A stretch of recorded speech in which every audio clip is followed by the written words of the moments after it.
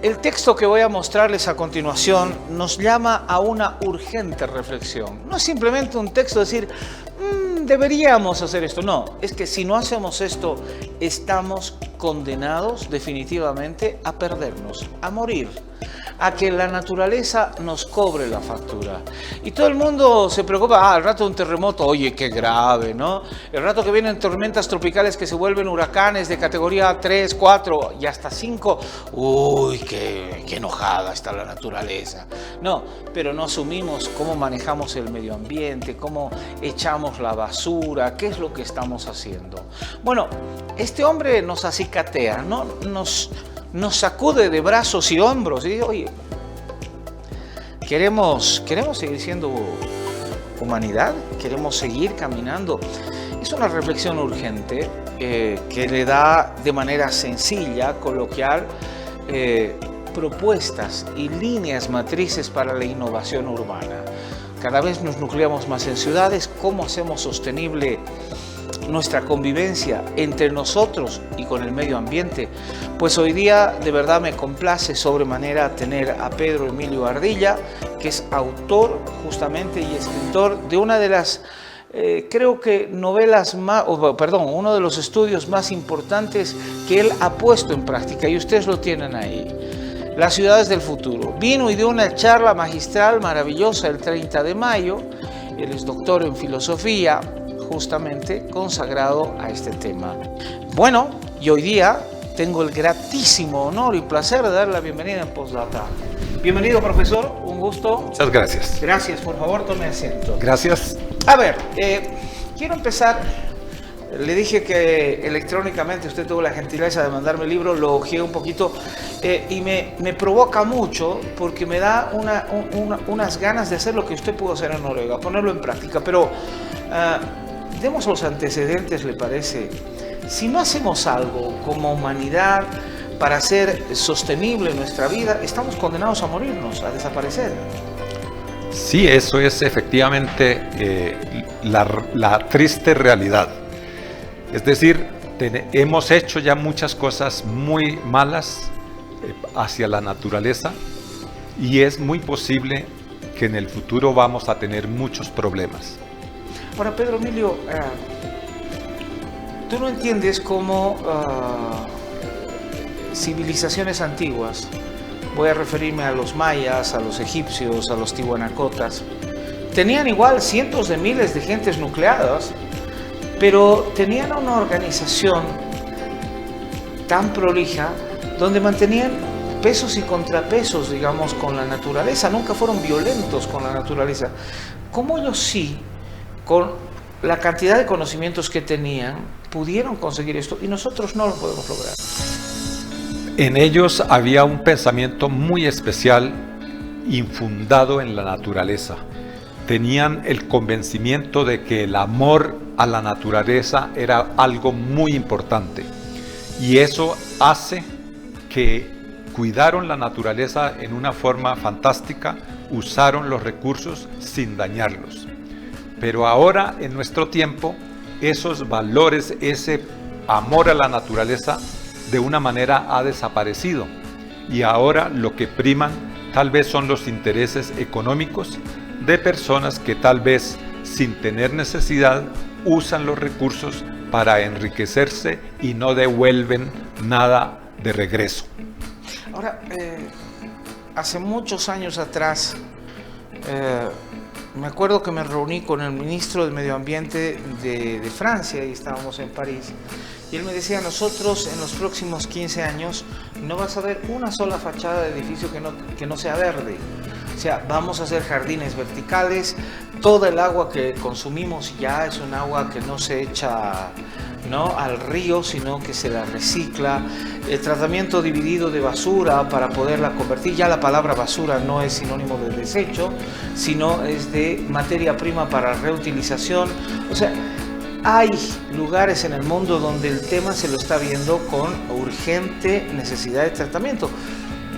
Pero parecería que en América Latina es como si no nos importara. Le echamos mercurio a nuestros ríos, deforestamos el bosque, matamos especies, las áreas protegidas las vamos invadiendo cada vez más.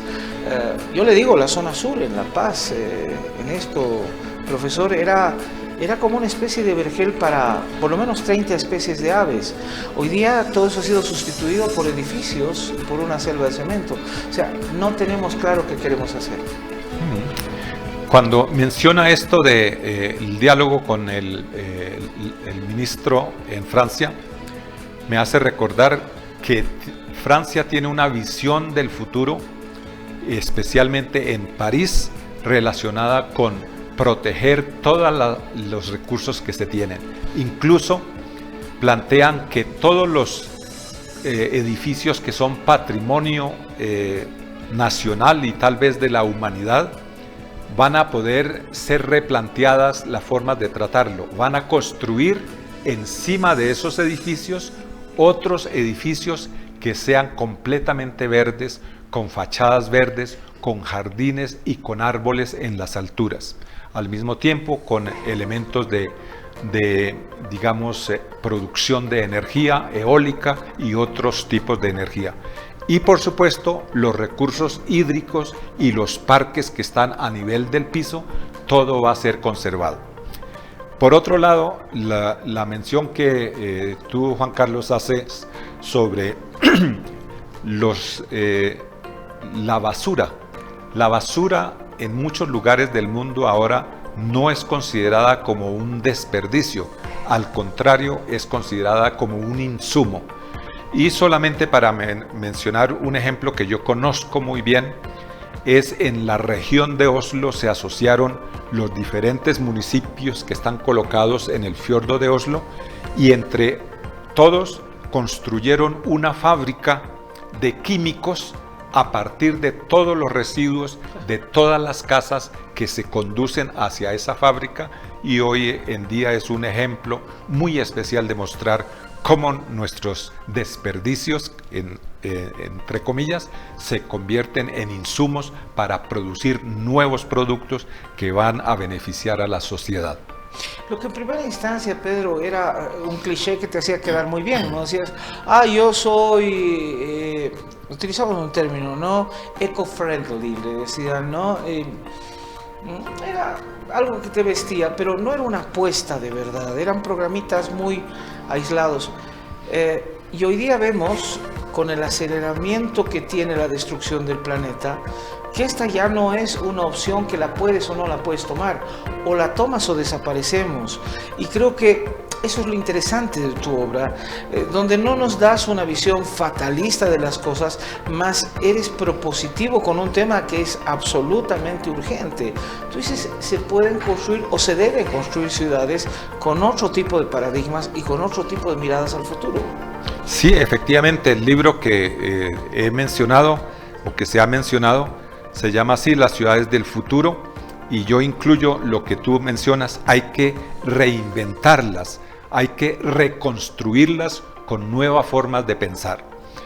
Y menciono en el libro y hago énfasis sobre eso, que hay 3 pilares fundamentales que debemos incrementar, desarrollar más. Las ciudades que puedan desarrollar esos 3 pilares, el primero es la sostenibilidad, el segundo la resiliencia y el tercero la inclusividad. Si esas ciudades construyen esos pilares en una forma sólida, tendrán mejores posibilidades de tener una vida más agradable. Los que no lo hagan, las ciudades que no lo hagan, van a tener una vida difícil.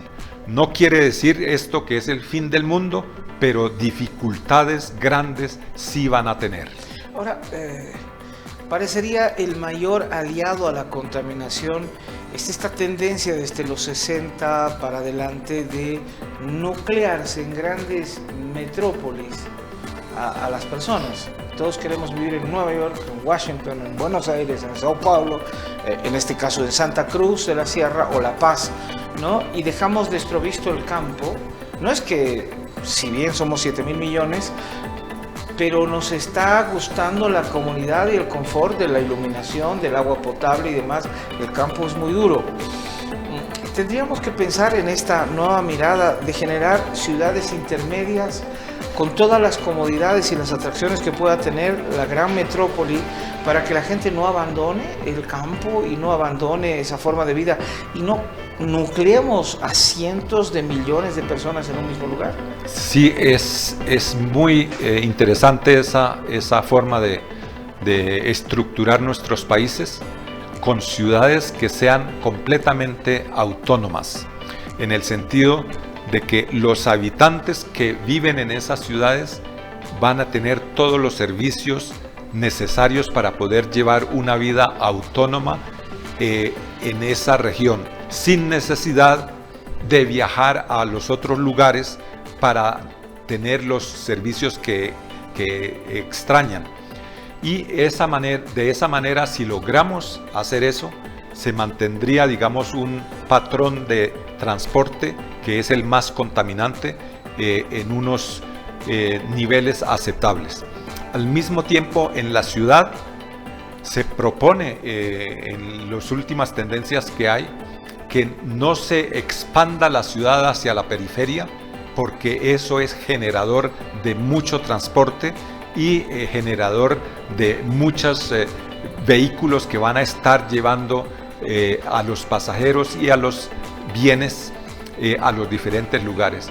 Muy por el contrario, que si se logra construir una red de transporte colectivo eléctrico que no contamine, localizar los lugares de trabajo a lo largo de esa red de transporte colectivo eléctrico, justamente para disminuir la necesidad de transporte. Pero lo que tú insistes sobre los servicios que deben estar alrededor de la sociedad que está viviendo ahí deben ser construidos. Ahora, no te quedaste en la teoría, Pedro. En Noruega hay una ciudad del futuro, pero está ya acá construida. Viven 30.000 almas ahí adentro, pero con este nuevo paradigma. O sea, con voluntad se puede construir. Si hay algo bueno, Pedro, que te lo comento, nos dejó, por ejemplo, la pandemia. El río más lindo donde se fundó la paz es el Choqueyapu. Curiosamente, con lo que estábamos encapsulados y encerrados, comenzaron a aparecer peces en el río y comenzó a transparentarse el agua.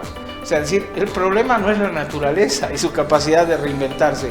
Somos nosotros, que somos unas langostas que están dispuestas a depredar todo.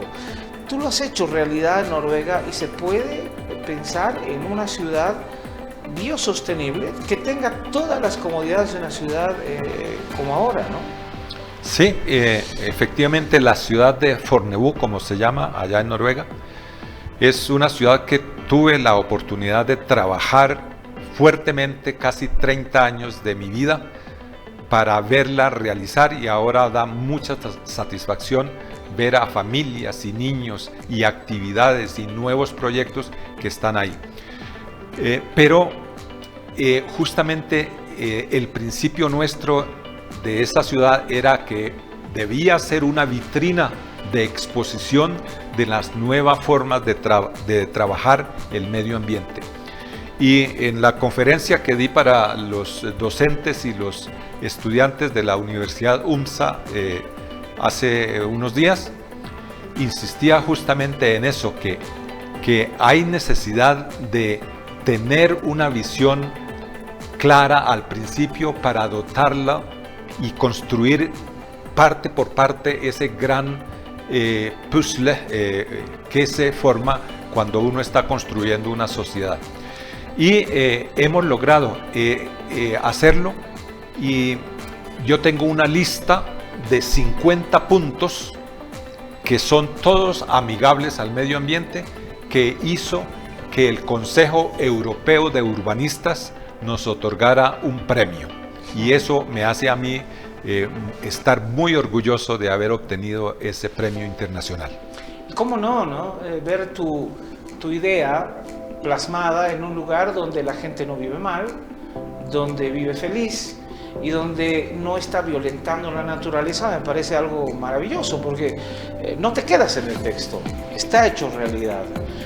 Ahora, ¿es aplicable a ciudades que ya están edificadas, mal edificadas, no planificadas?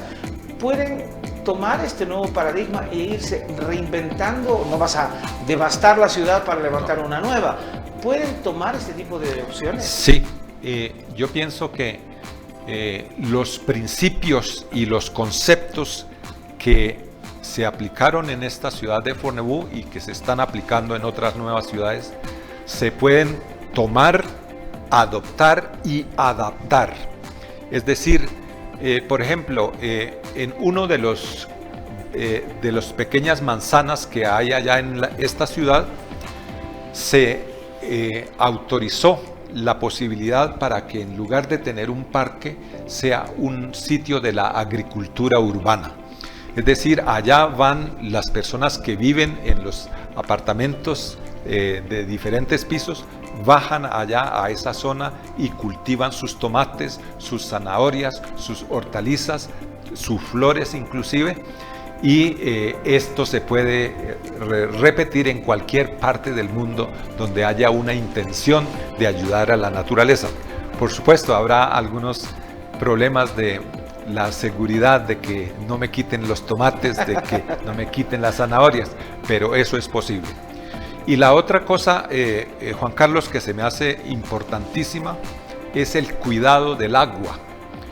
Si nosotros profesáramos el mismo amor a la naturaleza que nuestros antepasados tenían, de amar a la tierra, amar al agua, respetaríamos mucho esto y nunca se nos ocurriría botar un plástico o un papel o algo sucio al piso, sino al contrario, todo lo podríamos echar a nuestro bolsillo, llevarlo a nuestras casas y allá ponerlo en los recipientes adecuados para que sean tratados como insumos.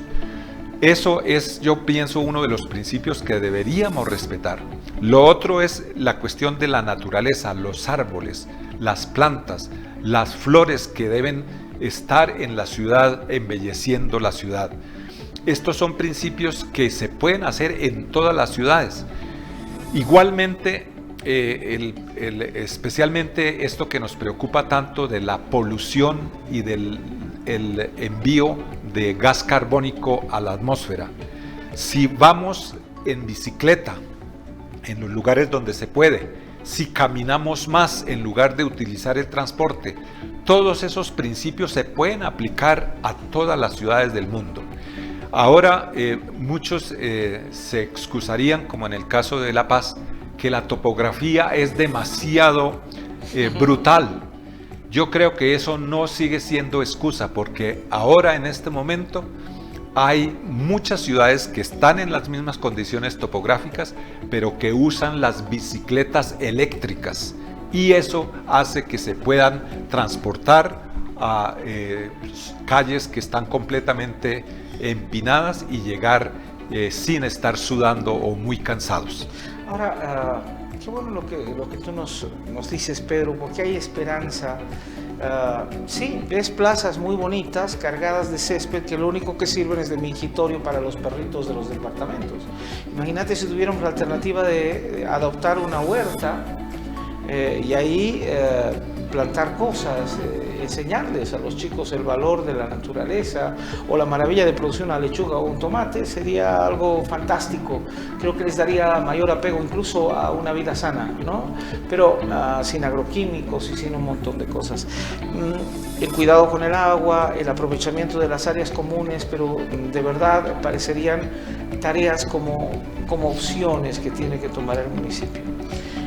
Tú estás acá en Bolivia porque te fascinó las culturas andinas, y entiendo que te fuiste a Tiwanaku, que yo mencioné por casualidad, mencioné a un profesor que me dejó, en realidad dos, Hugo Buero Rojo y Osvaldo Candia, que nos mostraba, Osvaldo Rivera, perdón, que nos mostraba la magia de los camellones, que eran esta manera biosostenible de hacer naturaleza, generando la posibilidad de unas enormes piscinas donde ponían algas, plantas, y el momento que esto secaba, en la época de secano, las ponían encima de la terraza y era un abono natural, donde seguía creciendo y producían los 365 días del año su producción sin que falte alimento para nadie, ¿no? Cosas que creo que las tenemos que redescubrir, ¿no? Sí, y eso muestra, Juan Carlos, que a pesar de que el medio ambiente donde se va a cultivar sea difícil, con mucha intención y dedicación, como hicieron los tihuanacotas, lograrían producir alimentos que están escasos, entre otras cosas, y que los cambios climáticos van a seguir haciendo la parte de la alimentación más difícil. Así es de que eso es bien importante, esos principios que estábamos hablando. Otro de los principios que yo quería insistir es el cuidado de nuestros ríos.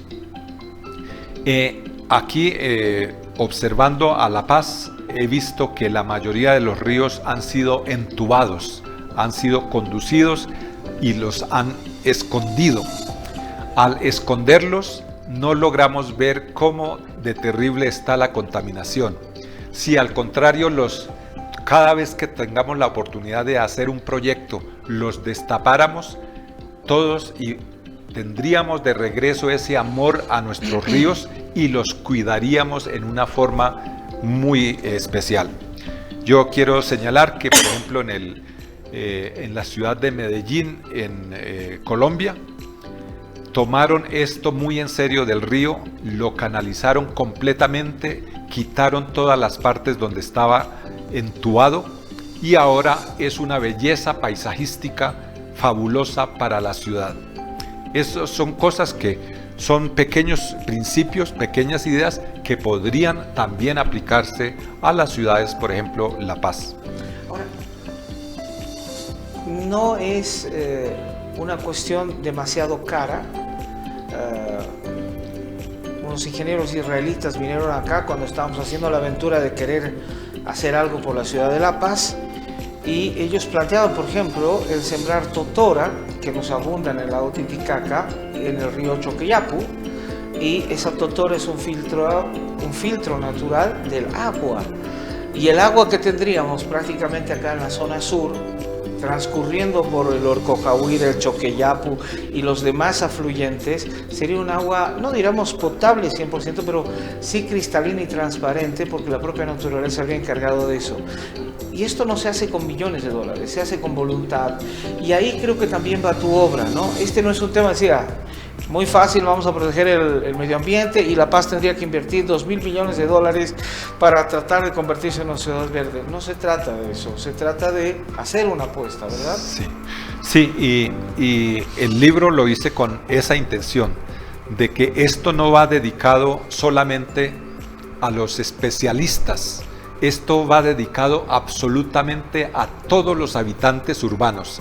Empezando por el padre de familia con sus hijos allá en la casa, tienen cantidades de posibilidades de hacer cosas que vayan a beneficiar al medio ambiente. Y así con todos los diversos grupos de las personas que viven en las ciudades, todos tenemos muchos poderes, pero esos poderes a veces ni los reconocemos, ni sabemos que los tenemos, o si los tenemos los usamos equivocadamente. Y especialmente pienso que es una discusión que debe darse a nivel de la familia, a nivel del jardín infantil, yo como padre que tengo mis hijos en el jardín infantil, o a nivel de la escuela cuando yo tengo mis hijos en la escuela, o a nivel de la universidad, o a nivel de una empresa. Todos tenemos la posibilidad de cuestionarnos. ¿Estamos haciendo las cosas adecuadas al medio ambiente o al contrario lo estamos dañando? Si la respuesta es lo estamos dañando, hacer algo para solucionar ese problema. Bueno, y hay mucha gente que se va a cuestionar, dice, ¿cuál es tu huella ambiental, ¿no?, en el planeta? Te vas a morir, te vas a entrar a un foso. Pero ¿qué has hecho en el transcurso de 40, 50, 70, 80 años en tu vida? ¿Has hecho algo porque esta casa de todos no sea dañada? Se la recomiendo. Tu libro está en internet, ¿no, querido Sí, Pedro? está en internet y se consigue en una forma muy fácil. Está así en físico y también está en formato electrónico. No es más sino buscarlo por el título y por el nombre mío y ahí lo encuentran y lo pueden ustedes todos adquirir. Bueno, Ciudades del Futuro. Ya la palabra futuro, que parecería un artículo de lujo, parece que puede existir si es que hacemos esta apuesta. Y acá tenemos un hombre que lo hizo realidad y que está investigando en nuestro país cómo lo hacían nuestros antepasados. No se trata de descubrir el hilo negro, sino se trata de verdad de colocar temas sin política en el lugar del debate, ¿no? Bolivia ha tenido que sufrir. El ministro de Medio Ambiente se dedicaba a comprarse casas, ¿no? Y tuvo que salir por corrupción y va preso ahora. Si ese ministerio, que debería ser estratégico para cualquier país, hiciera caso a este tipo de políticas y generara una suerte de pedagogía de la necesidad de ser sostenible, biosostenible, yo creo que el chip sería diferente. Y como Pedro nos decía, hay que empezar desde los chiquitos, desde el jardín, desde básico, para que esos sean los adultos cuidadores del medio ambiente en el futuro. Gracias, Pedro, qué placer conocerte y felicidades por la obra. Gracias por invitarme al programa. Muchas gracias. Bueno, ahí tienen la obra, búsquenla en internet, aquí lo tienen al autor, que ha llegado a nuestro país, estará un tiempito más, ya ha tenido una charla magistral compartiendo estos sus saberes, y ojalá que nosotros podamos, más allá de llenarnos la boca de manera, les diría, política, yo creo que hay que hacer una verdadera apuesta en nuestro presente y en nuestro futuro. El futuro está acá y Pedro Emilio Ardilla nos está demostrando que se puede tomar acciones para ayudarnos. Bien, vamos a una pausa, regresamos en pocos segundos. Esto es Postdata, ya volvemos.